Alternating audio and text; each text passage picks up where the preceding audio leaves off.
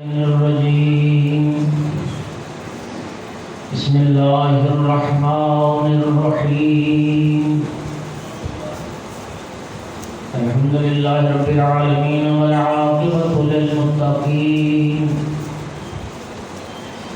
والجنة للمؤمنين والنار للمنافقين الحمد لله الذي جعلنا من المتمسكين بولاية علي بن أبي طالب وأولاده المعصومين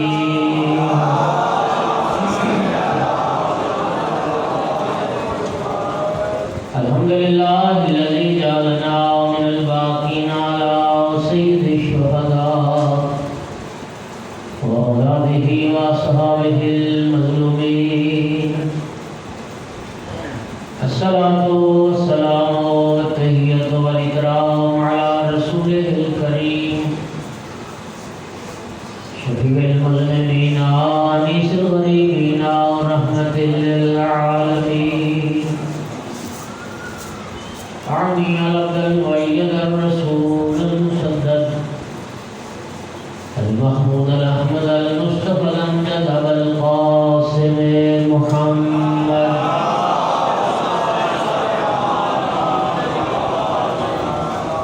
ثم الصلاة والسلام والتحية والإكرام على آله الطيبين الطاهرين المعصومين المنتجبين المنتخبين المظلومين واللعنة الدائمة على أعدائهم الملومين من يوم عداوتهم إلى قيام يوم الدين وبعد يوم الدين أما بعد فقال سبحانه وتعالى في كتابه المجيد أعوذ بالله من الشيطان الرجيم بسم الله الرحمن الرحيم إن الدين عند الله الإسلام صلوات صل على محمد وآل محمد. سامعین گرامی، اللہ نے جس دین کو پسند فرمایا ہے وہ اسلام ہے، ماشاءاللہ ماشاءاللہ. اور قرآن مجید میں ارشاد فرماتا ہے وَمَن يَبْتَغِ غَيْرَ الْإِسْلَامِ دِينًا فَلَن يُقْبَلَ مِنْهُ وَهُوَ فِي الْآخِرَةِ مِنَ الْخَاسِرِينَ. اسلام کے علاوہ اگر کوئی کسی اور دین کو اختیار کرے گا تو وہ دین اس سے ہرگز قبول نہیں کیا جائے گا، اور وہ بندہ قیامت کے دن خسارہ اٹھائے گا، نقصان میں ہوگا جو اسلام کے علاوہ کسی اور دین کو اختیار کرے. کل میں نے دوستوں عرض کیا تھا کہ ایک ہوتا ہے دیندار ہونا، ایک ہوتا ہے دین شناس ہونا. دنیا کا کوئی علم و ہنر اگر سیکھے بغیر نہیں آتا تو دین بھی سیکھے بغیر نہیں آتا. دین سیکھنا پڑتا ہے، دین کے لیے وقت نکالنا پڑتا ہے. جب ہم بات دین کی کرتے ہیں تو بنیادی طور پر دین تین چیزوں کا نام ہے. ایک ہے اصول دین، اسے ہم عقیدہ کہتے ہیں. دوسری چیز ہے فروع دین، جنہیں ہم احکام شریعت کہتے ہیں. اور تیسری چیز ہے اخلاقیات، اسے ہم اخلاق اسلامی کہتے ہیں. اب ہر بندہ اپنا جائزہ لے، اپنا محاسبہ کرے. میں نے اپنی زندگی میں جتنی بھی میں زندگی گزار چکا ہوں، میں نے اپنی زندگی میں ان چیزوں کو سیکھنے کے لیے کتنا وقت نکالا ہے. آئیے اخلاقیات کا جائزہ لیں. ہماری حالت بہت پتلی ہے اخلاقیات کے حوالے سے. حالانکہ سرکار دو عالم صلی اللہ علیہ وآلہ وسلم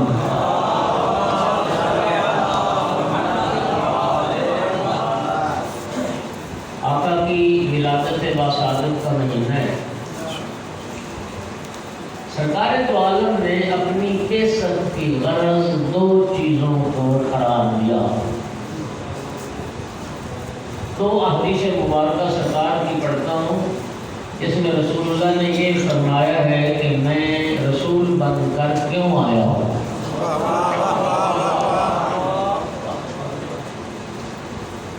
کیا غرض تھی رسول بن کر آنے کی؟ پہلی فرمایا انما بعثت لاتمم مکارم الاخلاق، فرمایا میں لوگوں کے اخلاق درست کرنے آیا، مکارم اخلاق کی تکمیل کے لیے۔ میں اس لیے رسول بن کے آیا ہوں کہ لوگوں کو اخلاق کی معراج تک پہنچا دوں، بد اخلاق لوگوں کو با اخلاق بنا دوں، بد کردار لوگوں کو با کردار بنا دوں۔ اور دوسری غرض انما بعثت معلما، سرکار نے فرمایا مجھے معلم بنا کے بھیجا گیا، میں علم دینے کے لیے آیا ہوں، میں تعلیم دینے کے لیے آیا ہوں۔ اور اب ہماری اخلاقیات کیا ہیں؟ جھوٹ ہم بولتے ہیں، اور جھوٹ بولتے ہوئے ہمیں ذرا جھجک نہیں ہوتی، اور جھوٹ کو شاید حلال سمجھتے ہیں، جبکہ سرکار نے کیا فرمایا؟ لا یجد عبد طعم الایمان حتی یترک الکذب کلہ جدہ وہزلہ۔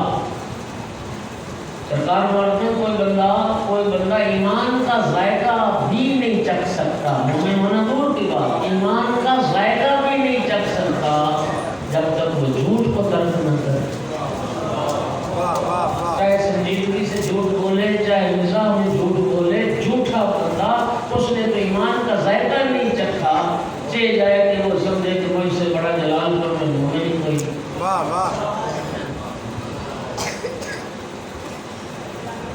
حرام ہوتا ہے رشوت جائز سمجھ کے، حق سمجھ کے، اور اخلاقیاں ہوتا ہے۔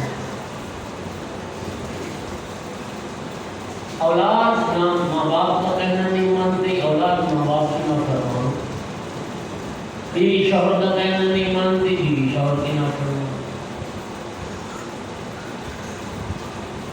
ہمارے معاملات میں دو نمبری،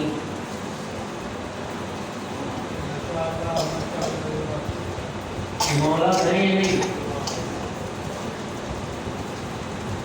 اور پھر ہماری اخلاقیات کی حالت یہ ہے کہ گالی دینا یہ ہمارا تقیہ کلام ہوتا ہے، یعنی عام روزمرہ گفتگو میں گالی دینا ہمارے نزدیک کو عیب نہیں،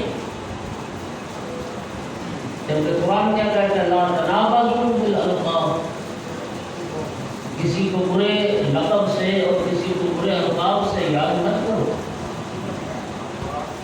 سرکار فرماتے ہیں مومن کو گالی نہ دو، ہم ناموس کی گالی، ہماری زبان پہ ماں کی گالی، بہن کی گالی، اور گالی دیتے ہوئے ہمیں کوئی پرواہ نہیں۔ گھروں کی حالت یہ ہے، قطع رحمیاں، بھائی بھائی سے ناراض ہے، اولاد باپ سے قطع تعلق کر کے بیٹھی ہے، جی ماں باپ اولاد سے ناراض ہے، خونی رشتہ دار، مدت ہو گئی قطع رابطہ، جبکہ سرکار نے کیا فرمایا تھا؟ قطع رحمی کرو گے 30 سال زندگی اللہ گھٹا کے 3 سال کر دے گا، اور صلہ رحمی کرو گے، اگر کوئی خونی تمہارا رشتہ دار، تمہارا بھائی، کوئی کزن، جی سرکار کی ایک حدیث ہے کہ اگر تمہارا ایک رشتہ دار اتنی دور رہتا ہے کہ پورا 1 سال سفر کرنا پڑتا ہے تب جا کے اس تک پہنچو گے، رسول اللہ فرماتے پورا سال سفر کر کے جا اور صلہ رحمی کر، اس کو راضی کر۔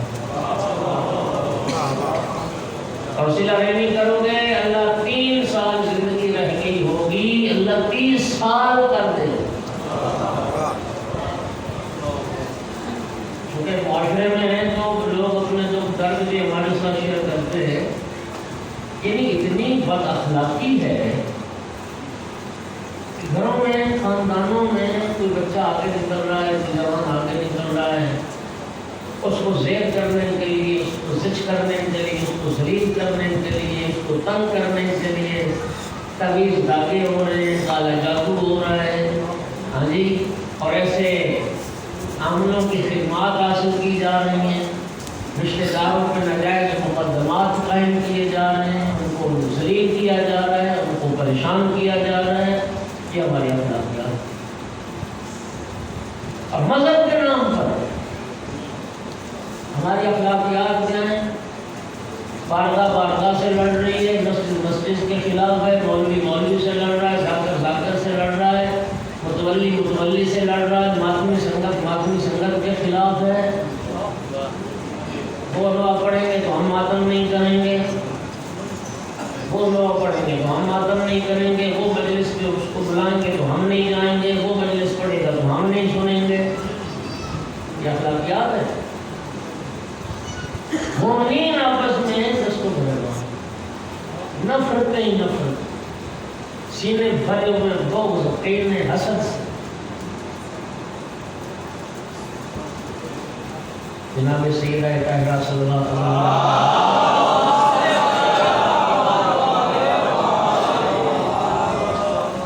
نبی پاک نے جو خطبہ صدق پڑھا، اس نے ایک منزل پر پہنچ کر احکام شریعت کا فلسفہ بیان کرنا ہے،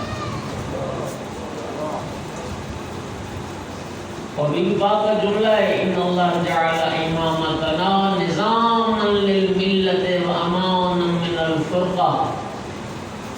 سیدہ فرماتی اللہ نے ہمارے گھرانے کی امامت کو اس لیے واجب کیا تاکہ ساری ملت متحد رہے، فرقوں میں تقسیم ہونے سے بچ جائے۔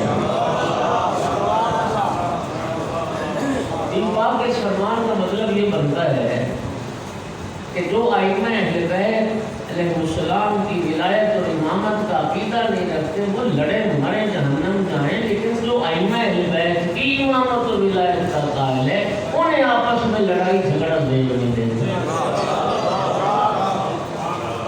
بات سمجھ آئی؟ اور میرے محترم سامعین، اخلاقیات آج حالت یہ ہے کہ جوان سے کہو کیا ہو چلیں مسجد میں، کہے گا جی میرے کپڑے ہیں۔ آپ یقیناً ایسے نہیں ہیں انشاءاللہ، آپ تو نمازی لوگ ہیں، عموماً معاشرے کی میں بات کر رہا ہوں۔ آپ نہیں دیکھتے ایک شیعہ نوجوان کتے کی طرح دیوار کے ساتھ منہ دے کے بیٹھا، اس کو پتہ ہی نہیں ہے کہ میں نے طہارت بھی کرنی ہے اور میں نے استنجا بھی کرنا ہے اور میں نے اپنے آپ کو پاک بھی رکھنا ہے۔ کافی شریف میں حدیث نہ تو میں مجرم ہوں۔ چھٹے امام کا فرمان ہے عذاب قبر کا سبب، جو جوان بیٹھے جوان، عذاب قبر کا ایک سبب وہ کیا ہے؟ ایسے پیشاب کر کے جانوروں کی طرح کھڑے ہو جانا، استنجا نہ کرنا، ہر وقت بدن بھی نجس لباس بھی نجس، فرمایا یہ عمل عذاب قبر کا سبب ہے۔ یہ ہماری اخلاقیات میں حیثیت کون ہماری اخلاقیات کا جنازہ نکلا ہوا ہے۔ اب یہ جو عوامی مقامات ہوتے ہیں بدبو اٹھ رہی ہوتی ہے، لائی اڈے میں چلے جاؤ تو یہ ہماری اخلاقیات، لائن کا احترام نہیں، چھینا جھپٹی، حق کسی کا مارنا ہم اپنا حق سمجھ۔ ایک سوال پڑھیں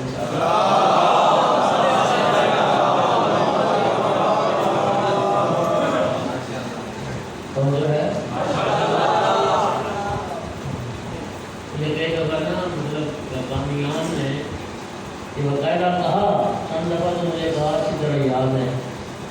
الحمدللہ یہاں تو ایک الحمدللہ تہذیب ہے، ایک مہذب طریقہ ہے، ورنہ کئی جگہ پر آپ نے بھی دیکھا ہوگا کہ جب تبرک تقسیم ہوتا ہے تو نام مولا حسین علیہ السلام جو نیاز بانٹی جاتی ہے وہاں چھینا جھپٹی ہو رہی ہے، لڑائی دنگا فساد ہو رہا ہوتا، کیوں ایک دوسرے میں اور پھر جاہلوں کی اپنا ہی دین ہے. یہ کیا کہتے ہیں جی؟ نیاز جھگڑ کے کھانی چاہیے اور جھگڑ کے لینی چاہیے. جانور لوگوں کے کپڑے خراب ہو رہے ہیں اور نیاز اس کی توہین ہو رہی ہے. وہ نام حسین لنگر اس کو ضائع ہو رہا ہے.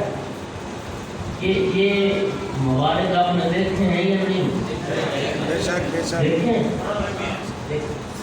اور امیر المومنین فرماتے تھے اللہ کی نعمتوں کی قدر کرو، اللہ کی نعمتوں کو ضائع نہ کرو، چاہے ایک دانہ کھجور کیوں نہ ہو، چاہے ایک دانہ گندم کیوں نہ ہو.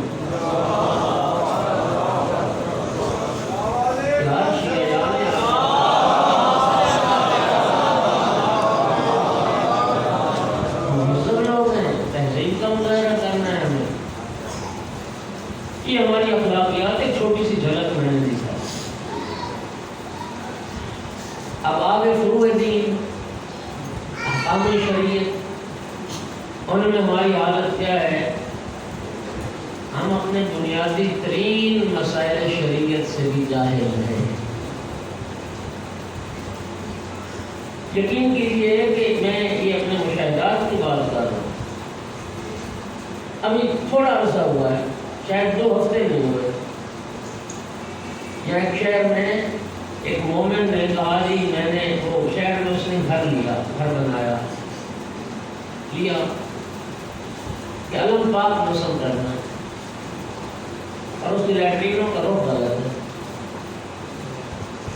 شیعہ 2 کروڑ کی کوٹھی بنگلہ، اور اس بیچارے کو یہ نہیں پتا کہ رفع حاجت کے وقت خانہ کعبہ کی طرف منہ کر کے بیٹھنا بھی فعل حرام ہے، پشت کر کے بیٹھنا بھی فعل حرام ہے.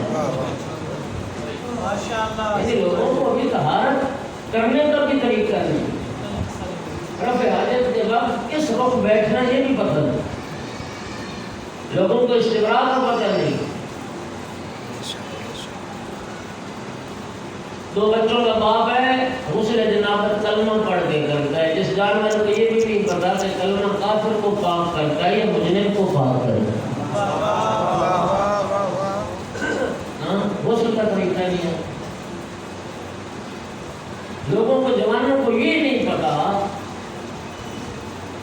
کہ کون سی نمازیں جو بالجہر بلند آواز سے جن میں قرأت کرنا واجب ہے اور کون سی نمازیں جن میں بالاخفاء آہستہ قرأت کرنا واجب ہے. لوگوں کو نماز جماعت میں شامل ہونے کا پتہ نہیں ہے کہ اگر جماعت پہلے سے ہو رہی ہے تو کس حالت میں اور کس صورت میں ہم جماعت میں شامل ہو سکتے ہیں اور اس کے احکام کیا ہیں. جماعت کے ساتھ نماز پڑھنے کا پتہ نہیں ہے کہ جماعت کی صورت میں نے کیا پڑھنا ہے، کیا سننا ہے.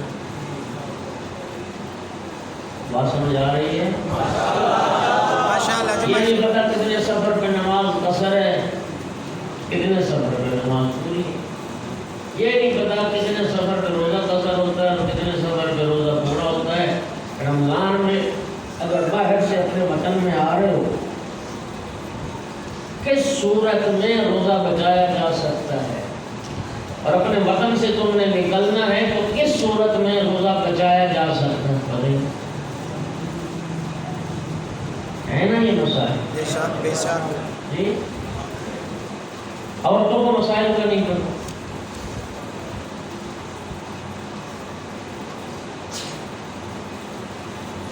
میرے محترم سامعین، توجہ چاہ رہا ہوں. اس لیے کل فرمایا تھا، امام نے فرمایا تھا شریعت کا حلال و حرام سیکھو ورنہ تم غیر مہذب رہ جاؤ گے، بدو رہ جاؤ گے. اس کی وجہ کیا ہے؟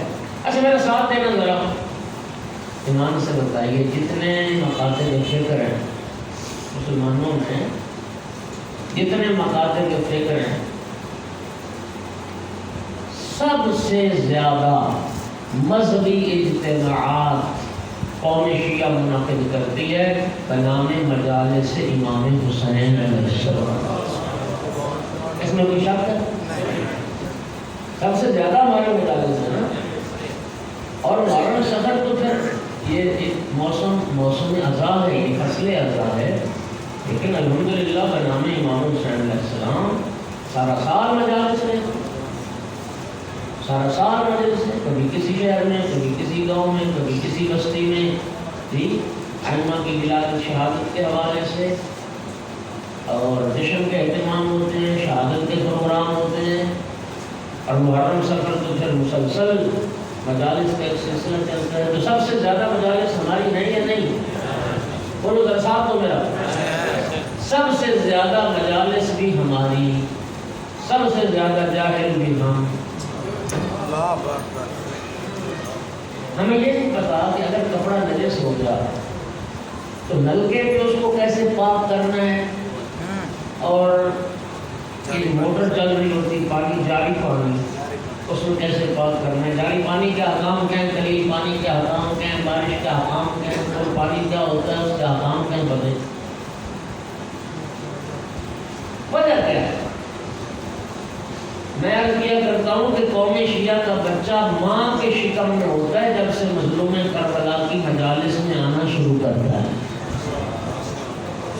اور پھر زندگی گزر جاتی ہے مجالس سنتے سنتے سنتے، نہ ہماری اخلاقیات بہتر ہوئی، نہ ہمارے احکام شریعت کو ہم نے سیکھے، نہ ہمیں اپنے واجبات کا کوئی پتہ چلا۔ تو وجہ کیا ہے؟ کیوں؟ مجلس سے سب سے زیادہ ہم کرواتے ہیں اور ہم سنتے ہیں، اور سب سے زیادہ جاہل بھی ہم ہیں۔ کلمات پڑھ دیں ذرا سارے،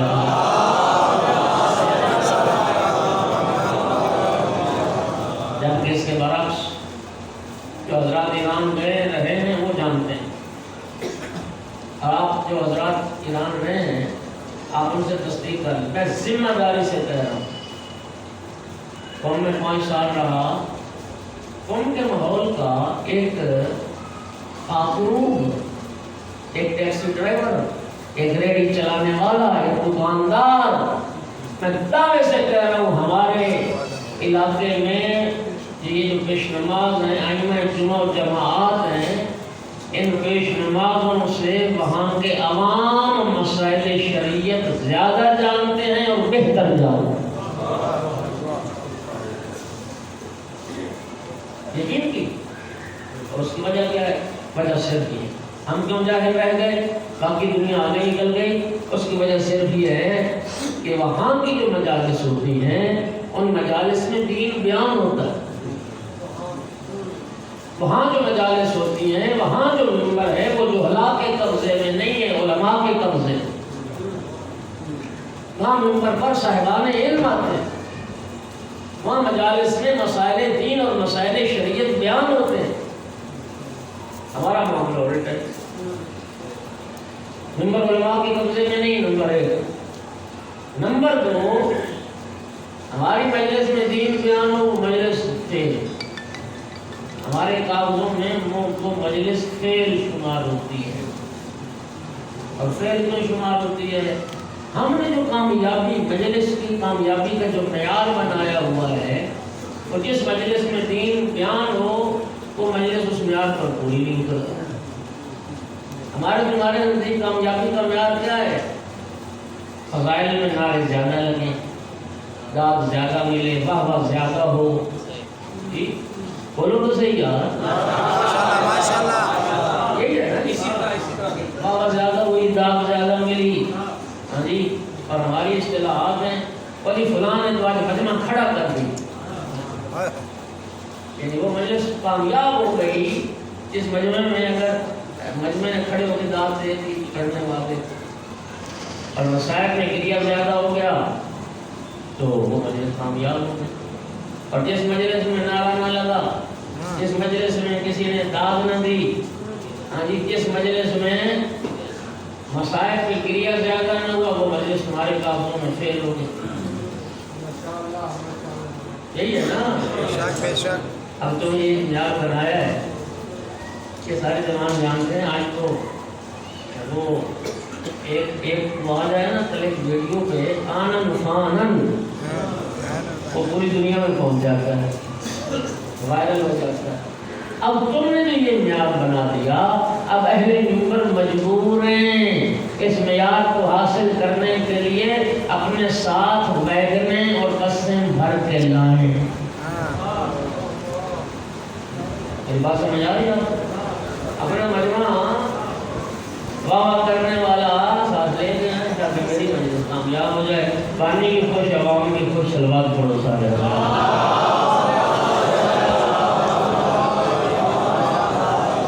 کب نکلیں گے اس چکر سے؟ کب ہمیں آزادی ہوگی؟ کب بات کا وزن کریں گے؟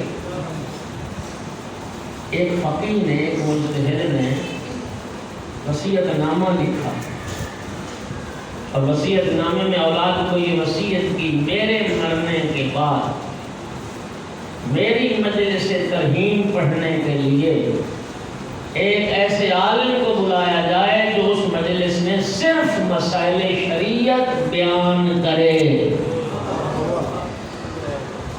کیوں؟ اس لیے کہ وہ مجلس اللہ کو بہت پسند ہے جس میں اللہ کا دین بیان ہو. وہ مجلس رسول اللہ کو اور آل رسول کو بہت پسند ہے جس مجلس میں پیغمبر کی شریعت، اہل بیت کی تعلیمات بیان ہوں. یار تو یہ ہونا چاہیے. سب سے زیادہ مجلسیں آپ نے سنی، زندگی بھر تم سنتے ہیں خطبہ فدق، بی بی نے پڑھا خطبہ فدق، تمہیں میں واسطہ دے کے بی بی پاک کا کہتا ہوں. کتنے بندے بیٹھے ہیں جنہوں نے اول سے آخر تک بی بی پاک کا وہ خطبہ سنا ہے؟ ہاں کرو یا نہ کرو، کچھ میرے ساتھ بولو سے. ماشاءاللہ جی ماشاءاللہ. نہیں سنا نا؟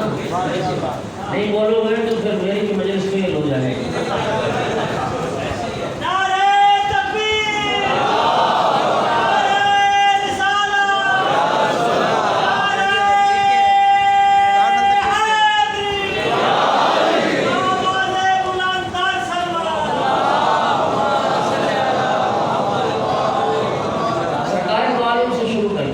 سرکار دو عالم کی زندگی کے چند خطبات بڑے معروف ہیں. ایک خطبہ حجت الوداع. آپ میں کتنے لوگوں نے خطبہ حجت الوداع سنا؟ ایک سرکار کا خطبہ بڑا معروف ہے، وہ اس خطبے کا نام آپ سارے جانتے ہیں، خطبہ غدیر. تو میں مولا علی کا واسطہ دے کے پوچھتا ہوں، اس خطبہ غدیر سے ایک حدیث من کنت مولا فہذا علی مولا، اس کے علاوہ باقی خطبے سے کچھ سنا کبھی؟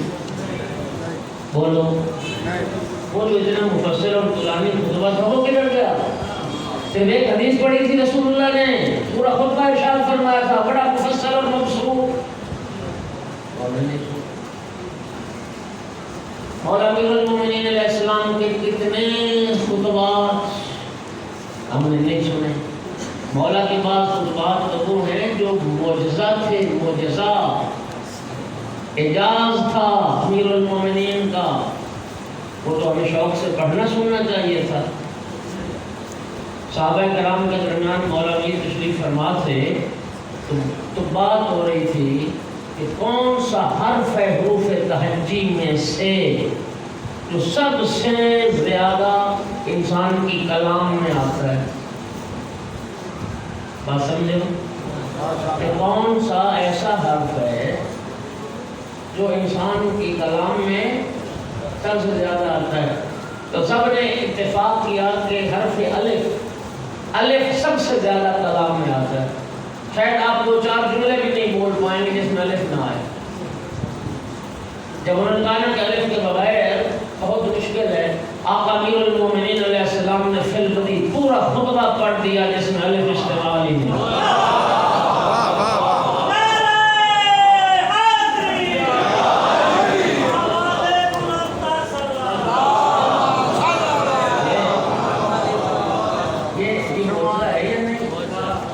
پھر اسی طرح ایک دن سارے بیٹھے تھے صحابہ کرام اور ذکر ہوا کہ کوئی بندہ اس پر قادر ہے کہ وہ کوئی دو جملے ایسے بول سکے جس میں نقطے والا حرف نہ آئے. آپ ٹرائی کیجیے ذرا. تو ایک جملہ ایسا بنا سکتے ہیں جس میں نقطے والا، انہوں نے کہا کہ یہ ہو ہی نہیں سکتا کہ بغیر نقطہ دار حرف کے کوئی مولا امیر نے پورا خطبہ پڑھا، اس میں رکنے والا حرف آیا ہی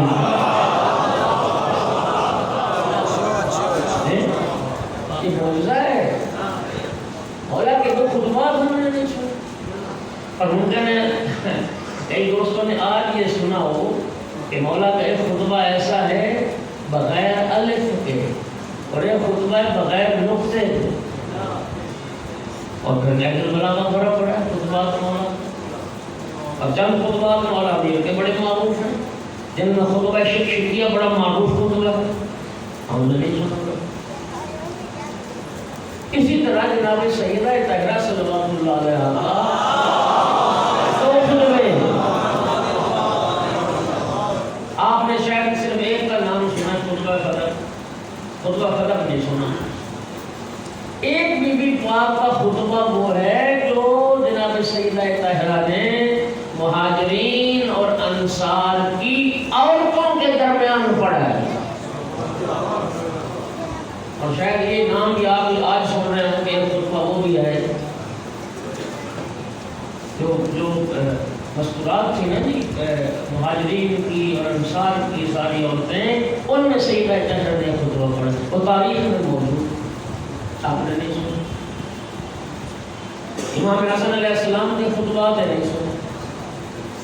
پھر عزادار مولا حسین علیہ السلام کے مدینہ جب امام نے چھوڑا، مدینہ چھوڑنے سے امام کے خطبات شروع ہوئے جو تاریخ میں ہیں۔ مکہ تشریف لائے، مکہ سے پھر کوفہ کے راستے کو جب اختیار کیا، کربلا پہنچے، راستے میں خطبات پڑھتے چلے آئے، پھر 2 محرم کو ورود کربلا لشکر حوصر صاحب کو سامنا ہوا، تب خطبہ پڑھا، 2 محرم کربلا پہنچے، پھر حتیٰ عاشور کے دن تک روز عاشور میں کم از کم 3 خطبے مولا حسین علیہ السلام کے عزادار بیٹھے ہوئے، ایک خطبہ مولا حسین کا سنا،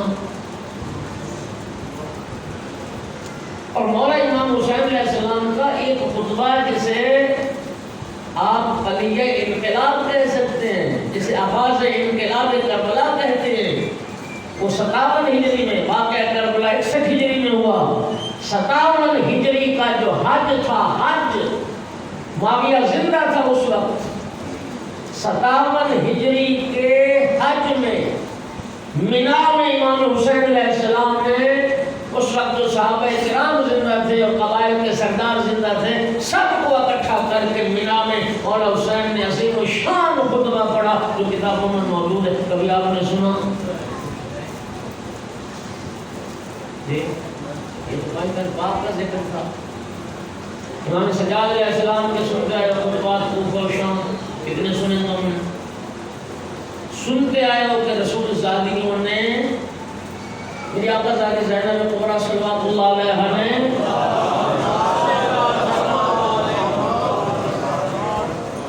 کوفہ میں خطبے پڑھے، شام میں خطبے پڑھے، جناب ابن کلثوم سلام اللہ علیہ کے خطبات ہیں، جناب فاطمہ بنت حسین سلام اللہ علیہ کے خطبات ہیں، ہم نے کتنے سنے؟ 0، کچھ نہیں سنے۔ کیا جاہل مر جائیں گے؟ اور ہم کیوں جاہل ہیں؟ کیوں نہ ساری زندگی سن پائے یہ کلام آل رسول، یہ جو تم نے معیار بنا رکھا ہے مجلسوں کا، اس معیار کی وجہ سے جاہل ہو آج تک، اور جاہل مر جاؤ گے اگر معیار نہیں بدلو۔ اور تم نے یکبام دو ہوا، یہ فارسی کا ایک محاورہ ہے، یکبام دو ہوا، ایک چھت پہ 2 طرح کی ہوا، ایک چھت پہ 2 طرح کی ہوا۔ کیا کیسا کہنا چاہتا ہوں؟ عجیب بات یہ ہے بھائی، یہ اتنے طولانی خطبات، اتنے مفصل خطبات اگر کسی کو حفظ نہیں ہوتے، اگر وہ زبانی یاد نہیں کر پاتا، کیا عیب ہے؟ کیا پہلے منبر سے کسی عالم سے، کسی ذاکر سے یہ تقاضا کریں، یہ خواہش کریں کہ ہماری یہ کوئی شرط نہیں ہے کہ خطبہ زبانی یاد ہو تو سنایا جائے، بے شک کتاب کھول کے منبر پہ ٹیبل کے سامنے رکھیں اور ہمیں خطبہ سنائیں۔ سیدہ طاہرہ نے کیا فرمایا؟ آپ نے کیوں نہیں تقاضا کیا تھا؟ یک باموں کا ہوا یہ ہے ذاکر 8-7 کاپیاں رجسٹر ٹیبل پر رکھے، ربائی دیکھ کے پڑھے، مسدس دیکھ کے پڑھے، قصیدہ دیکھ کے پڑھے، توڑا دیکھ کے پڑھے، بند دیکھ کے پڑھے، وہ دیکھ کے پڑھے، تو مجلس میں کوئی فرق نہیں آتا۔ تو عالم دین اگر اوپر سے دیکھ کے خطبات پڑھ کے سنائے تو اس میں کیا خبر؟ بولو قرآن پاک ذمہ داری سے روایت پڑھنے لگو، سرکار کا فرمان ہے قرآن پاک حفظ بھی ہو، قرآن پاک آپ کو زبانی یاد بھی ہو، خدا کی قسم رسول اللہ فرماتے ہیں پھر بھی قرآن اوپر سے دیکھ کے پڑھنے کا ثواب زیادہ ہے۔ اوپر سے دیکھ کے پڑھنے کا ثواب، بے شک آپ کو قرآن زبانی یاد بھی ہو، اس لیے کہ زبانی پڑھیں گے تو صرف زبان ثواب لے گی، دیکھیں گے تو آنکھیں بھی ثواب کمائیں گی، پھر زیادہ اطمینان سے پڑھیں گے، زبانی پڑھنے میں غلطی بھی بندہ کر سکتا ہے۔ تو یہ معیار کیوں نہیں بدلتے آپ؟ آج اوپر سے دیکھ کے میں خطبہ شروع کر دوں، اس میں کوئی گواہ ہے؟ نہیں بولو نہیں۔ بھائیو، میرے دوستو، میرے ساتھیو، آپ میرے ہیں، میں آپ کا ہوں، آپ مجھ سے جدا نہیں، میں آپ سے جدا نہیں، میں تو فکر دے رہا ہوں، میں تو لمحہ فکریہ ہے۔ آپ جو مجالس کراتے ہیں، منہ مانگی نیازیں دیتے ہیں، مرضی کے پیسے دیتے ہیں اہل منبر کو، تو ان سے تقاضا کرنا، خواہش کرنا بھاگ بنتا ہے۔ آپ کی خواہش کیوں نہیں پیدا ہوتی؟ آئندہ آپ ہم سے میں کیوں نہیں موضوع دیتے؟ ہمیں اس سے کوئی غرض نہیں تو دیکھ کے پڑھے یا زبانی پڑھے، ہمیں سیدہ طاہرہ کا خطبہ سنایا جائے، ہمیں مولا سجاد کے خطبات سنائے جائیں، ہمیں آقا امام حسین علیہ السلام کے خطبات سنائے جائیں۔ یہی وجہ ہے کہ مولا حسین کے خطبات نہ پڑھے گئے، نہ سنے گئے، نہ سنائے گئے، یہی وجہ ہے۔ عزادار ہیں لیکن عزاداری کے مقصد کو نہیں جانتے،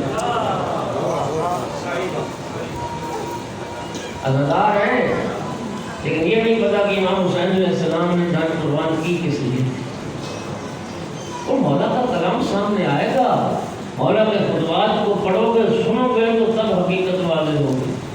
ایران عراق کے معاشرے کا لیول جو ہے نا بلند ہے، وہاں یہ چیزیں منبر پر بیان ہوتی ہیں۔ ایران اور عراق کے ماحول معاشرے کا، وہ جسے آپ کہتے ہیں نا کہ ایک کلاس ذاکر، ایک کلاس خطیب، وہاں کے ایک کلاس خطیب جو کتاب کھول کے کتاب سے متن دیکھ کے پڑھتے ہیں اور کلام اہل بیت لوگوں کو سناتے ہیں۔ ہمارے یہاں اور اس کا نقصان ہم اٹھا رہے ہیں۔ خدا جانتا ہے اگر کلام اہل بیت اور اس طرح سے ممبروں سے دین بیان ہوتا، جتنی مجالس ہماری قوم سنتی ہے، ہر بندہ فقیہ ہوتا، ہر بندہ عالم ہوتا۔ ہم 1000 مجلسیں سن کے بھی نہ کلمہ آتا ہے، نہ وضو آتا ہے، نہ غسل کا پتہ، نہ نماز کا پتہ، نہ حلال کا پتہ، نہ حرام کا پتہ۔ کون ہے ذمہ دار؟ سب کی ذمہ دار۔ بانی مجلس کا کردار زیادہ ہے۔ میں کن لوگوں کو لا رہا ہوں منبر پہ، کیا سنوا رہا ہوں میں لوگوں کو، کوئی کیا دے کے جا رہا ہے؟ میری اخلاقیات میں، میرے علم میں، میرے کردار میں کتنی بہتری آئی۔ ڈاکٹر قلب عابد صاحب کا جملہ ہے، وہ فرماتے تھے ہماری مجلسیں صرف عبادت نہیں ہیں، ہماری مجلسیں عابد صاحب ہیں، ان مجلسوں سے عابد پیدا ہوتے ہیں۔ صلوات پڑھ دیجئے سارے حضرات۔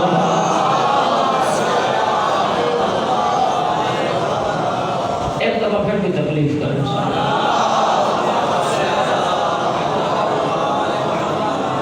اب آ جائیے عقیدے پر۔ عقیدہ اور عقیدہ بنیاد ہوتی، سینکڑوں کتابیں تشیع کے عقائد پر علماء نے لکھی۔ ایک مذہب ہے، ایک مکتب ہے، اس کے کچھ عقائد ہیں۔ دوستوں جتنے احباب میں بیٹھے ہو، کتنے دوستوں میں بیٹھے ہیں جنہوں نے شیعہ کے عقیدے پر کم از کم کوئی ایک کتاب پڑھی ہو کہ شیعہ کا عقیدہ کیا ہو؟ بولو ذرا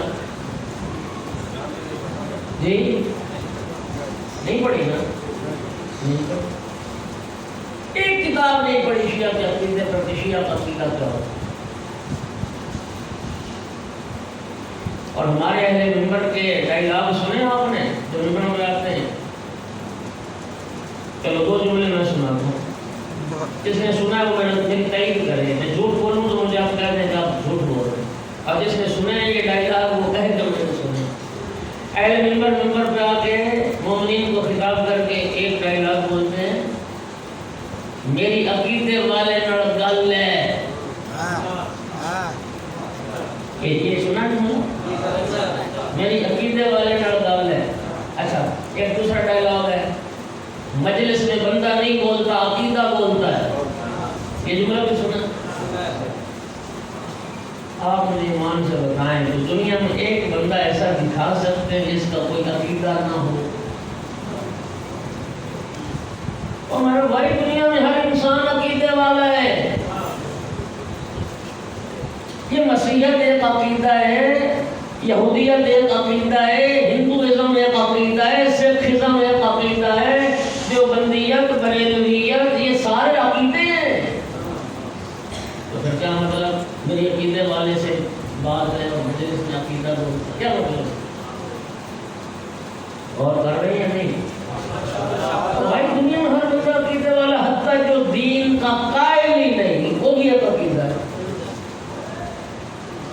اور میرا محترم یاد رکھ، دنیا میں ہر بندہ عقیدے والا ہے، لیکن یاد رکھنا ہر عقیدہ قابل احترام نہیں ہوتا۔ عقیدہ صرف وہی قابل احترام ہے جس عقیدے کی بنیاد قرآن ہو اور محمد و آل محمد کا فرمان ہو۔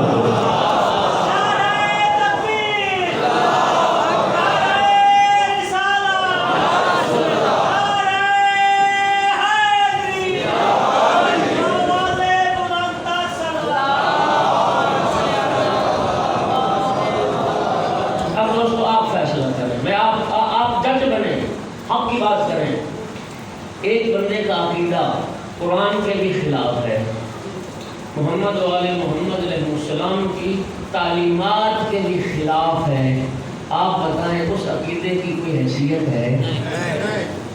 کیا حیثیت ہے؟ وہ باطل عقیدہ ہے، وہ غلط عقیدہ ہے، وہ قرآن کے بھی خلاف ہے اور پیغمبر اور آل پیغمبر کی تعلیمات کے بھی خلاف ہے۔ وہ عقیدہ بھی جائے جہنم میں، عقیدے والا بھی جائے جہنم میں۔ عقیدہ سے وہی قابل قبول ہے، وہی محترم ہے جس کی بنیاد قرآن ہو۔ ایک بندہ قرآن کے خلاف عقیدہ رکھتا ہے، اللہ جانتا ہے دکھ ہوتا ہے میرے دوستوں، دکھ ہوتا ہے۔ قوم شیعہ خیر البریہ، یہ قوم شیعہ خیر البریہ، رسول اللہ نے فرمایا پوری کائنات کی مخلوقات میں سے بہترین مخلوق قوم شیعہ خیر البریہ۔ کتنا بڑا شرف ہے، کتنا بڑا شرف، رسول اللہ نے جسے خیر البریہ، اللہ اکبر۔ اور حالت یہ ہے مومن کو یہ پتہ نہیں ہے کہ میرا رازق کون ہے، مومن کو یہ پتہ نہیں ہے کہ میرا خالق کون ہے، مومن کو یہ پتہ نہیں ہے کہ میرا رب کون ہے، مومن کو یہ پتہ نہیں ہے کہ ماں کے شکم میں تصویریں بنانے والا کون ہے، مومن کو یہ پتہ نہیں ہے۔ کتنی چیزیں گنواؤں، کدھر جا رہے ہیں؟ اچھا چلو عقیدے پر کتاب ہم نے نہیں پڑھی تو علماء نے بھی لکھی، علماء سے تو ہماری بنتی ہے۔ ہاں جی، اب تو حالت یہ علماء کی کتاب پڑھنی ہے تو دور کی بات ہے بھائی، اب تو حالات ایسے ہو گئے، ایک جاہل عالم کو پاس فیل کرتا ہے، ایک جاہل مطلق عالم کے عقیدے کی تصدیق کرتا ہے، اس عالم کا عقیدہ ٹھیک ہے، اس کا غلط ہے، یہ پاس فیل کون کر رہا ہے؟ اس جانور کو استقرار کا بھی پتہ ہے، عالم کے بارے رائے میں ایک جاہل رائے اب سے نہیں جانتا کہ ایسے ہے نا ایک مریض ڈاکٹر کو پڑھائے صلوات پڑھو ذرا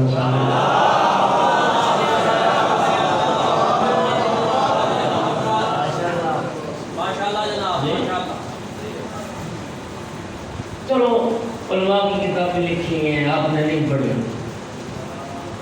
قرآن تو اللہ کا کلام ہے اور رسول پاک دو چیزیں چھوڑ کے گئے قرآن اور کتنے لوگ بیٹھے ہیں اس مجمع میں جنہوں نے اول سے آخر تک ایک بار ترجمے کے ساتھ قرآن پاک پڑھا ہے. ایک بار زندگی میں جنہوں نے قرآن پاک ترجمے کے ساتھ پڑھا کتنے لوگ؟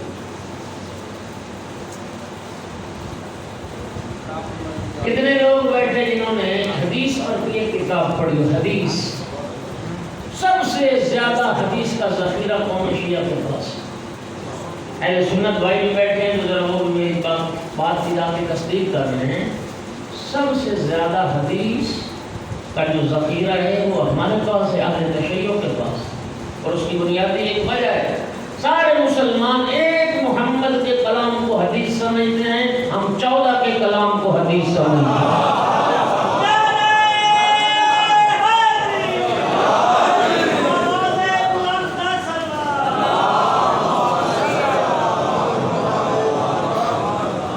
جو نسبت 1 اور 14 میں ہے وہی نسبت اس ذخیرہ حدیث میں ہے جو برادران کے پاس ہے, جو ہمارے پاس ہے.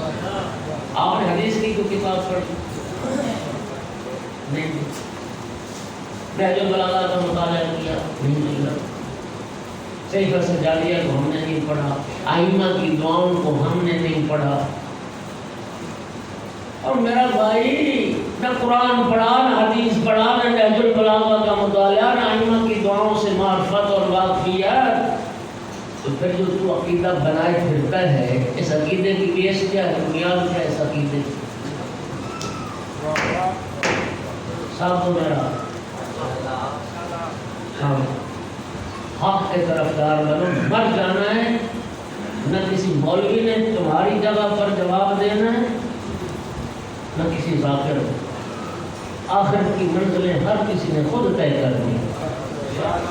رب نے اختیار تمہیں دیا, دنیا میں عقل عطا کی, شعور عطا کی. ہمارے عقیدے کی بنیاد کیا ہے؟ 5 چیزیں ہیں جو میں نے جائزہ لیا. اگر کوئی اور بنیاد کی ہو تو مجھے بتا دیجیے گا, میرے میں اضافہ ہو جائے گا. 5 چیزیں ہمارا جو معاشرہ ہے, 5 چیزیں انسان کے عقیدے کی بیس ہیں, بنیاد ہے.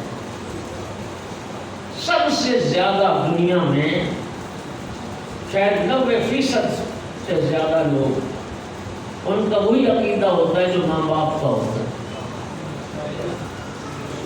اتفاق کرتے ہیں اس سے. ایک ہندو کے گھر میں پیدا ہوا وہ ہندو ہے, ایک سکھ کے گھر میں پیدا ہوا وہ سکھ ہے, یہودی کے گھر میں پیدا ہونے والا یہودی ہے, عیسائی کے گھر میں پیدا ہونے والا عیسائی ہے, شیعہ کے گھر میں پیدا ہونے والا شیعہ, سنی کے گھر میں پیدا ہونے والا سنی. تو ماں باپ کا عقیدہ. اور سرکار کی حدیث بھی ہے کل مولود یولد علی فطرت الاسلام وعلی ابویہ ان یہودانہ او ینصرانہ او یمجسانہ. رسول اللہ فرماتے ہیں ہر پیدا ہونے والا بچہ فطرت اسلام پر پیدا ہوتا ہے. اس کے ماں باپ ہوتے ہیں جو اس کو یہودی بنا دیتے ہیں یا عیسائی بنا دیتے ہیں یا مجوسی بنا دیتے ہیں. اس کا معنی کیا ہے کہ غالباً دنیا میں لوگوں کو وہی عقیدہ ہوتا ہے جس گھر میں وہ پیدا ہوئے ہیں. جو ماں باپ کا عقیدہ تھا وہی اولاد کا عقیدہ ہو گیا. یہ ایک بنیاد ہے. معاشرے میں ایسی مثالیں بھی ملیں گی, ممکن اس مجلس میں بیٹھے ہوں. بس اوقات استاد شاگرد کے عقیدے پر اثر انداز ہوتا ہے. ایسی مثالیں بھی دنیا میں ہیں کہ شاگرد نے وہی عقیدہ اپنا لیا جو استاد کا تھا. استاد نے جس طرف لگایا شاگرد بھی اسی طرف لگایا. ایسے نمونے بھی ہیں. 2 بنیادیں ہوں گی, پہلے ماں باپ, دوسرا استاد, تیسرا دوست. معاشرے میں ایسی مثالیں بھی آپ کو مل جائیں گی کہ دوست دوست کے عقیدے پر اثر انداز ہو گیا، دوست نے اپنے دوست کو اپنا ہم عقیدہ بنا لیا، ایسی مثالیں بھی ہیں۔ تیسری چیز، چوتھی چیز معاشرے میں، ہمارے معاشرے میں جو عقیدے کی بنیاد ہے وہ بابا اور مرشد، یہ جو پیری مریدی کا سلسلہ ہے، جو مرشد کا عقیدہ وہی مرشد کے مرید کا عقیدہ، جو بابے کا عقیدہ وہی بابے کے لٹ ٹپے مرید کا عقیدہ، یہ ہے یا نہیں؟ اور پانچویں چیز ہماری کمیونٹی میں جو کچھ ہم نے ممبروں سے سنا وہی ہمارا عقیدہ، جو کچھ ہم نے ممبروں سے سنا اور جو کچھ اہل ممبر نے بیان کیا وہ ہمارا عقیدہ۔ تو میں خدا و رسول کا واسطہ دے کے پوچھتا ہوں، اب ایمان سے بتائیے یہ 5 چیزیں، ماں باپ، استاد، دوست، پیر و مرشد اور اہل ممبر، یہ قرآن و حدیث میں ان کو اتھارٹی قرار دیا کہ ماں باپ کا عقیدہ ہوگا وہی صحیح ہوگا، جو دوست کا یا استاد کا ہوگا وہی صحیح ہوگا، جو مرشد بابے کا ہوگا وہی صحیح ہوگا، اور جو ممبر سے جان ہوگا وہی صحیح ہوگا؟ بولو ذرا، نہیں ہے نا یہ چیزیں؟ اتھارٹی کیا ہے؟ اتھارٹی انی تارک فیکم الثقلین کتاب اللہ وعترتی احمد، اتھارٹی یہ ہے اپنے عقیدے کو ٹیلی کرو، مطابقت دو قرآن و حدیث کے ساتھ، قرآن اور پیغمبر اور آل پیغمبر کے فرمودات کے ساتھ۔ اگر قرآن اور محمد و آل محمد علیہ السلام کے فرمودات کے مطابق ہے تو پھر تو صحیح العقیدہ ہے، اگر قرآن کے خلاف ہے تو پھر تیرا عقیدہ باطل ہے، پھر وہ عقیدہ اختیار کر جو اللہ نے فرمایا ہے اور جو محمد و آل محمد نے بیان فرمایا۔ صلوات پڑھ دو سارے،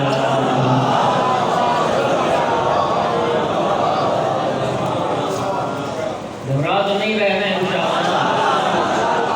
انشاءاللہ الحمدللہ میں دیکھ رہا فرد متوجہ بیٹھے، آپ گھبراتے نہیں ہیں، آپ تو اتنے دلیر لوگ ہیں، آپ تو ناراض ہونے والی باتوں پہ کبھی ناراض نہیں ہوئے، آپ تو گھبرانے والی باتوں پہ کبھی گھبرائے نہیں، مسیحیت بیان ہو، شرک بیان ہو، جھوٹ بولا جائے آپ تو تک کبھی نہیں گھبرائے۔ میں تو کلام اہل بیت پیش کرتا ہوں، صلوات پڑھو ذرا سارے۔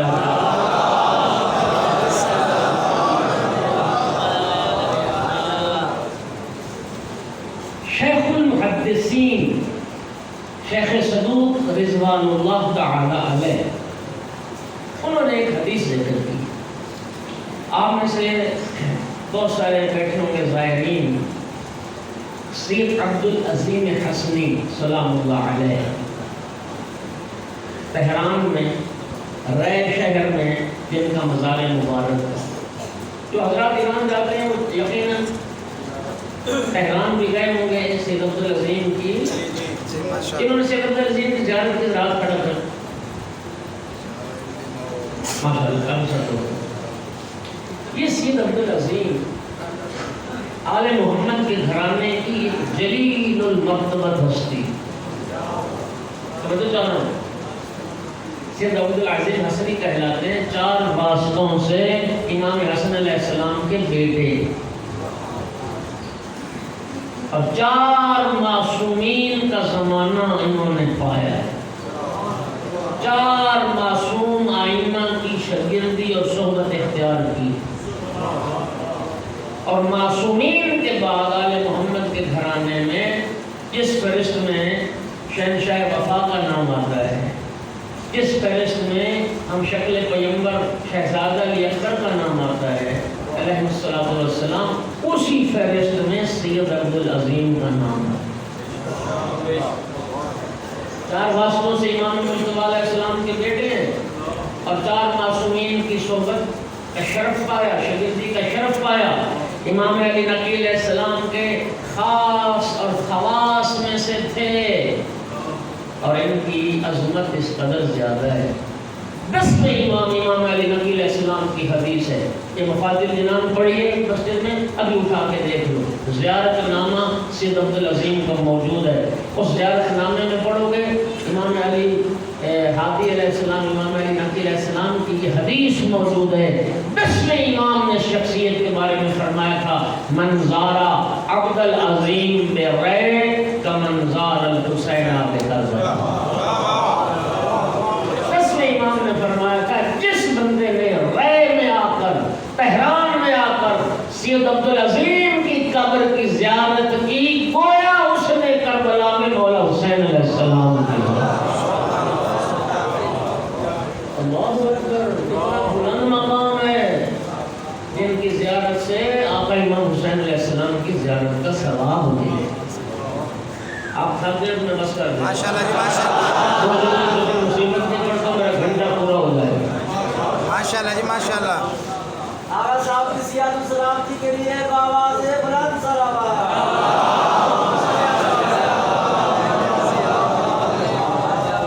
شیخ صدوق شیخ المحدثین انہوں نے روایت نقل کی. امام علی نقی علیہ السلام کی خدمت میں سید عبدالعظیم حاضر ہوئے. آپ کے امام کو سلام کیا, السلام علیکہ یا ابن رسول اللہ. امام علیہ السلام نے ان لفظوں سے جواب دیا, وعلیکہ السلام مرحبا بک یا ابا القاسم وانت ولینا حقا. ابو القاسم ان کی کنیت تھی.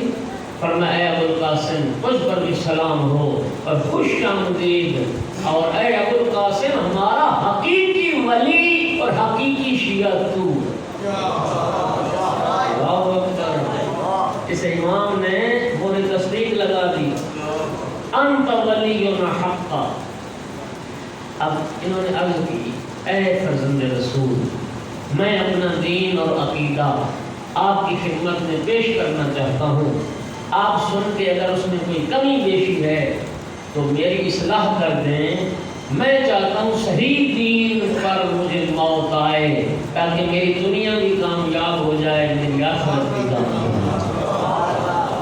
اور میرے دوستو, وحدہ اللہ شریف کو دوا بنا کے کہہ رہا ہوں, جب میں نے پہلی بار یہ پڑھی نا روایت, اللہ جانتا ہے میں حیران رہ گیا کہ ایک اتنی جلیل المرتبت ہستی کہ 4 واسطوں سے امام مجتبی علیہ السلام کے فرزند سیدہ طاہرہ کی اولاد, 4 معصوم اماموں کی شاگردی اور صحبت کا شرف, اس سب اور دن کی زیارت سے پھر مولا حسین کی زیارت کا ثواب ملے.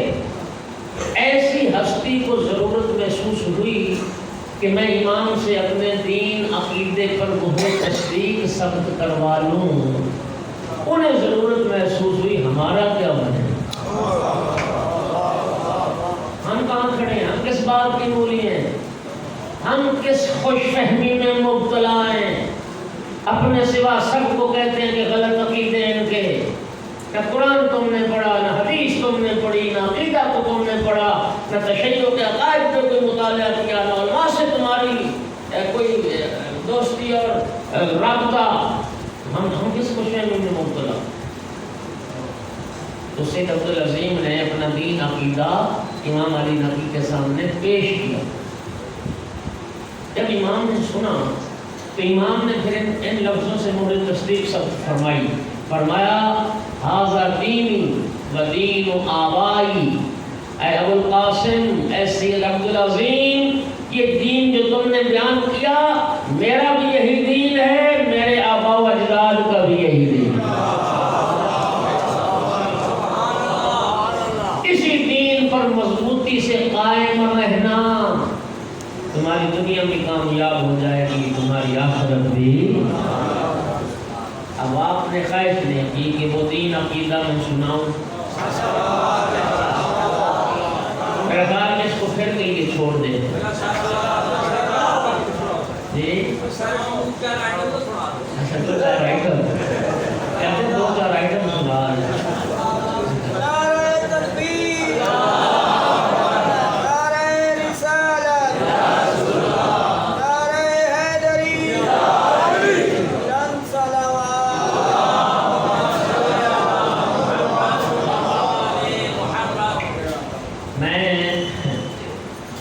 میں نا آپ کو حوالہ دیتا ہوں، کچھ ذمہ داری آپ کی بھی ہے، کچھ ذمہ داری آپ کی بھی ہے۔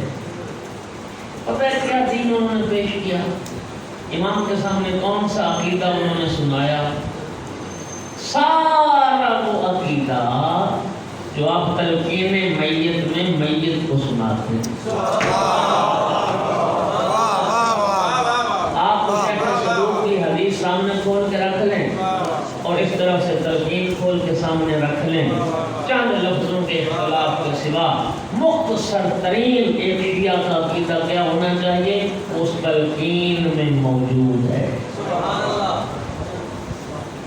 اب ہماری حالت میں دیکھیں، ساری زندگی کسی نے کندھا ہلا کے نہ سنایا، او بھائی سن اور سمجھ،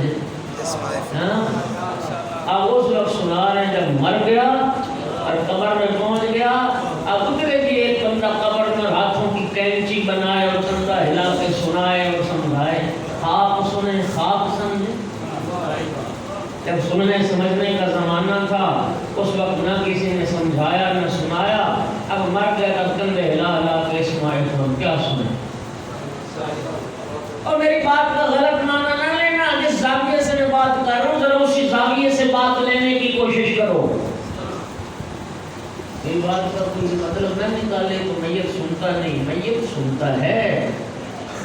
جنگ بدر کا جب اختتام ہوا نا، جنگ بدر کا، رسول اللہ نے فرمایا کہ کافروں کی لاشیں، مسلمان لاشیں دفن ہو گئے، سرکائے مشرکوں کی جو لاشیں ہیں یہ اس کنویں میں ڈال دو۔ وہ بدر نامی ایک کنواں تھا، تو چاہے بدر میں لاشیں پھینکوا دی سب مشرکین کی، سرکار کنویں کے کنارے تشریف لے کے فرمایا مشرکین مکہ، میرے رب نے جو مجھ سے وعدہ کیا تھا میں نے اپنے رب کے وعدے کو سچا پایا۔ کیا قوم نے بھی میرے رب کے وعدے کو سچا پایا؟ صحابہ کرام حیران ہو گئے، یا رسول اللہ یہ لاشیں سن رہی ہیں؟ آقا نے فرمایا تم زندوں سے بہتر سن رہے ہیں، تم زندوں سے بہتر سن رہے ہیں لیکن جواب دینے پر قادر نہیں۔ سنتے ہیں میت سنتی، توجہ ہو رہی ہے ذرا؟ سامنے کرانی میری عرض کرنے کا مقصد یہ تھا کہ یار یہ جو تلقین ہے نا، تلقین یہ اس کا فلسفہ پتہ ہے کیا؟ تذکر، یاد دہانی۔ شیخ دست غیب نے اپنی کتاب میں لکھا، دنیا میں آپ نے بھی دیکھا ہوگا، کسی کے خدا نہ کرے میرے سامنے میرے کزن کی بات ہے، حادثہ پیش آیا، ایکسیڈنٹ ہوا، موٹر سائیکل سے گرا، یادداشت ختم ہو، نہ بیٹے کو پہچان رہا ہے، نہ ماں باپ کو پہچان رہا ہے، نہ بھائی کو، تو یادداشت چلی گئی۔ ایسے آپ نے سنے ہیں نا بات، دماغ میں جوڑ لگی یادداشت میں، کسی کو نہیں پتا۔ قرآن کہتا ہے کہ دنیا کا سب سے سخت ترین جو حادثہ ہے وہ موت کا حادثہ ہے، سکرات موت، تلخی موت۔ کیا گارنٹی ہے اس بات کی؟ تو دنیا کا، ہمارے ہم بھی اتنے کمزور ہیں کہ دنیا کا چھوٹا سا حادثہ ہم سے برداشت نہیں ہوتا۔ کیا گارنٹی اس بات کی کہ سکرات موت کی جب منزل آئے گی تو تیرا حافظہ، تیری یادداشت تیرا ساتھ دے گی؟ کیا گارنٹی اس بات کی؟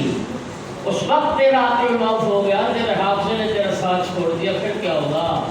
اس لیے ائمہ معصومین نے فرمایا 3 مقام پر تلقین مستحب ہے۔ موت کی علامات نمایاں ہونے لگ جائیں، آخری جو لمحات ہیں زندگی کے، اس وقت فرمایا مستحب ہے اس کو تلقین کرو، کندھا ہلا کے سناؤ، کہیں فراموش نہ کر دینا، یہ تیرا عقیدہ ہے۔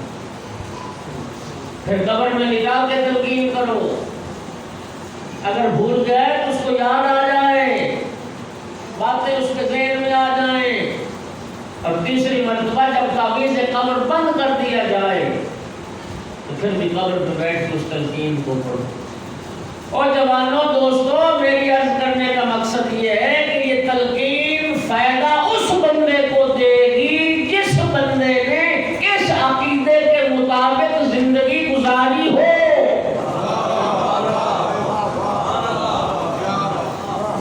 کا یہ عقیدہ ہی نہیں ہے اس کو تلقین کیا فائدہ؟ بولو ذرا، بولو اس کو تلقین فائدہ دے گی؟ اور ہمارا معاملہ کتنا عجیب ہے، آج کی مجلس سبب بن گئی خدا کے لیے گھر جاؤ، نماز جعفریہ ہر گھر میں ہونی چاہیے، اس میں تلقین لکھی ہوئی ہے کہ 5-7 منٹ لگیں گے اور کتنی دیر لگے گی، کم از کم ایک بار ترجمے کے ساتھ بیوی بچوں کو بٹھا کے انہیں سمجھاؤ کہ یہ ہمارا عقیدہ ہونا چاہیے، قبر میں یہ سوال ہونے ہیں، دنیا میں یہ عقیدہ انسان کو رکھنا چاہیے۔ تلقین کا فائدہ بھی تب ہوگا جب دنیا میں وہ عقیدہ تمہارا ہوگا۔ اچھا اب کئی بندے گھبرا گئے ہیں کہ پتہ نہیں تلقین پڑھنے سے ماری نہ جائے، وہ تو میں نے رہو تلقین پڑھنے سے موت آنی ہوتی، سارے مولوی مر گئے ہوتے ہیں، سارے پیش نواز جو تمہاری تلقینیں پڑھ پڑھ کے زندہ ہیں نا ابھی تک، موت کا اللہ نے ایک وقت مقرر کر رکھا ہے، تلقین پڑھنے سے موت پہلے نہیں آئے گی، نہ پڑھنے سے ٹل نہیں جائے گا۔ اور اگر قضیہ اتفاقیہ ادھر تلقین پڑھی ادھر مر گیا تو پھر اللہ کا شکر کرنا، صحیح عقیدہ پڑھ کے تو مرا ہے۔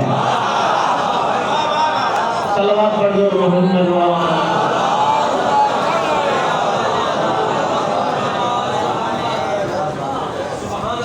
تو انہوں نے کہا تو ایک آئٹم سنو، تاکہ آپ نے خود پڑھنی ہے انشاءاللہ تو کہہ دو انشاءاللہ پڑھو گے نا۔ اچھا اس میں کیا ہے؟ یا فلاں ابن فلاں، اے خواجہ صاحب اسمع افہم، سن اور سمجھ۔ او بھائی کوئی خواجہ ناراض ہی نہ ہو جائے، میں نے جگہ سے مثال یہ تو میں سب کو سنا رہا ہوں، یہ خواجہ کو تھوڑی سنا رہا ہوں۔ اور سنو اور سمجھو، اے فلاں ابن فلاں سن اور سمجھ، اذا اتاک الملکان المقربان، جب اللہ کے 2 مقرب فرشتے تیرے پاس آئیں گے، وَسَأَلَاكَ عَنْ رَبِّكَ، اور دونوں فرشتے تجھ سے سوال کریں گے تیرے رب کے بارے۔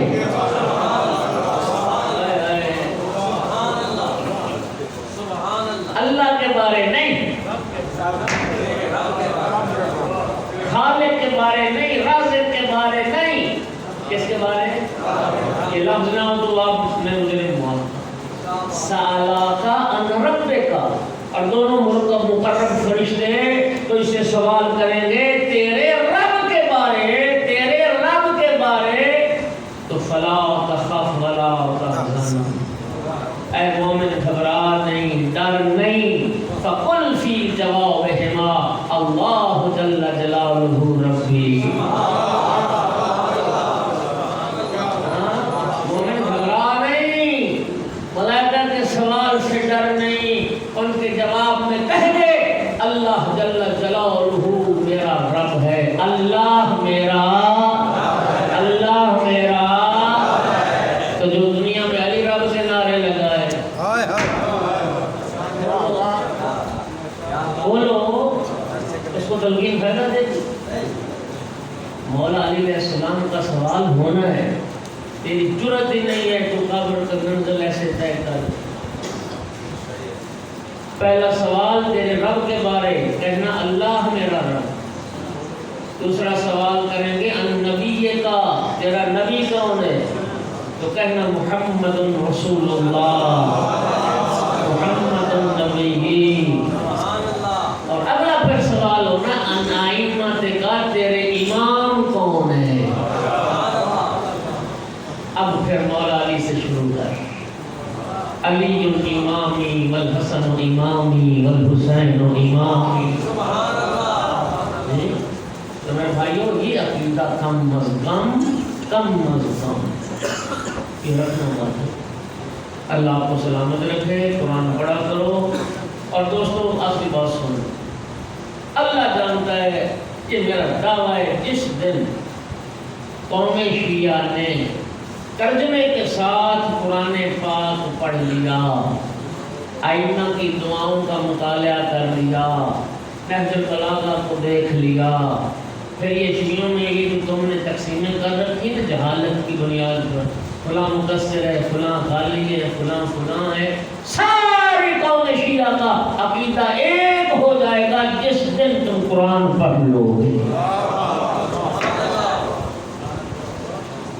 اس دن سارے شیعہ بن جاؤ گے۔ یہ ساری یہ جو تم نے تقسیمات کر رکھی ہیں یہ ساری ایک سلوات پڑھ دو۔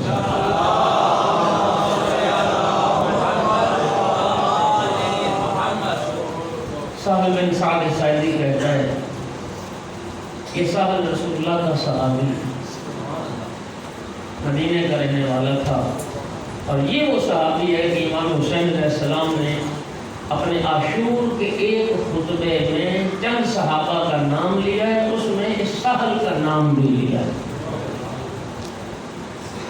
اور حسین علیہ السلام نے ایک خطبہ ناقہ پہ سوار ہو کے دیا تھا، او لشکری یزید جاؤ میرے نانا کے وہ اصحاب جو بھی زندہ ہیں، جابر بن عبداللہ انصاری سے پوچھو، زید بن علقم سے پوچھو، انس بن حارث کہلی سے پوچھو، اور سہل بن سعد ساعدی سے پوچھو، کیا انہوں نے نہیں سنا تھا میرے نانا کی زبان سے الحسن والحسین سیدہ شباب اہل محمد؟ جاؤ تصدیق کرو۔ اور پھر میرے مولا نے فرمایا اور لشکر یزید اس وقت مشرق سے مغرب تک چلے جاؤ، میرے سوا کوئی جوانان جنت کا سردار نہیں۔ یہ سال سعیدی کہتا ہے میں حج بیت اللہ سے فارغ ہو کے بیت المقدس کی زیارت کے لیے گیا، میرا گزر شام سے ہوا۔ کہتا میں جس دن شام پہنچا، شام میں جشن کا سما تھا، بازار سجے ہوئے تھے، بازاروں پر آئینہ بندی کی گئی تھی، لوگوں کے نئے لباس تھے، لوگوں نے ہاتھوں میں مہندیاں لگا رکھی تھی۔ کہتا ہے میں نے ایک شامی سے پوچھا کہ آج مسلمانوں کی تو کوئی عید نہیں ہے، کیا تم شام والوں کا کوئی خاص تہوار ہے؟ شامی کہتا ہے تم اجنبی معلوم ہوتے ہو۔ کہا ہاں میں تو مدینے کا رہنے والا ہوں، بس شام سے گزر ہو رہا تھا۔ اس وقت شامی کہتا ہے اے صحابی رسول، آسمان گر پڑتا، زمین پھٹ جاتی، اس میں تعجب نہ ہوتا۔ میں نے پوچھا بتاؤ تو صحیح کیا ہوا؟ کہا تجھے پتہ نہیں ہے آج رسول کی بیٹیوں کو قیدی کر کے یزید کے دربار میں لایا جا رہا ہے، آج رسول کے بیٹے کا سر قلم کر کے اور شہیدان کربلا کے سر یزید کے دربار میں پیش کیے جا رہے ہیں، اور یہ یزید کی فتح کا جشن منایا جا رہا ہے۔ صحابی رسول کہتا ہے میں تڑپ گیا سن کے، کیسے بے حیا مسلمان ہیں، نبی کی بیٹیاں قید ہو کے آ رہی ہیں اور مسلمان خوشیاں منا رہے ہیں۔ میں نے پوچھا کس دروازے سے لایا جا رہا ہے ذریت رسول کو؟ مجھے بتایا گیا باب الساعات سے لایا جا رہا ہے۔ سہل کہتا ہے میں باب الساعات پہ پہنچا، عجیب منظر تھا، ڈھول بج رہے تھے، طبل بج رہے تھے، مسلمان بھنگڑے ڈال رہے تھے، اور کہتا ہے کہ میں نے کیا دیکھا، کچھ نیزے جن پہ کچھ سر سوار تھے بازار شام میں داخل ہوئے۔ کہتا میں غور سے ایک ایک سر کو دیکھ رہا تھا، دیکھتے دیکھتے میری نگاہ رک گئی ایک سر پر جو سب سے زیادہ مشابہ تھا رسول اللہ کے سر۔ اللہ جان رہا ہے یہ سال دلا میں کہتا ہے مجھے یوں محسوس ہوا جیسے کسی نے پیغمبر کا سر کاٹ کے نیزے پر چڑھا رہا ہو۔ کچھ سر تھے، نیزوں پر سوار تھے، اور ان سروں کے پیچھے کچھ بے پالان اونٹ تھے، ان پر کچھ بیویاں اور بچے سوار تھے۔ سال کہتا ہے ایک ناقہ پر ایک 3-4 سال کی بچی بیٹھی تھی، میں اس ناقہ کے قریب گیا، جا کے بچی کو سلام کیا، پوچھا ہے بچی اپنا تعارف کروا سکتی ہے تو کون ہے؟ بچی جواب میں پلٹ کے کہتی شیخ پہلے تو اپنا تعارف کروا تو کون ہے، اس لیے کہ کربلا سے شام تک ہمیں کسی نے سلام کے قابل نہیں سمجھا، کربلا تک شام تک کسی نے ہمیں سلام نہیں کیا، تو کون ہے ہمیں سلام کرنے والا؟ سال کہتا ہے میں نے تعارف کروایا، میں رسول اللہ کا صحابی ہوں، میں انصاری مدینے کا رہنے والا ہوں۔ بچی نے جب سنا نا کہ میرے نانا کا صحابی، بچی نے سلام کا جواب بھی دیا اور جواب دے کے اپنا تعارف کروایا، انا سکینۃ بنت الحسین، اے شیخ میں رسول کی بیٹی ہوں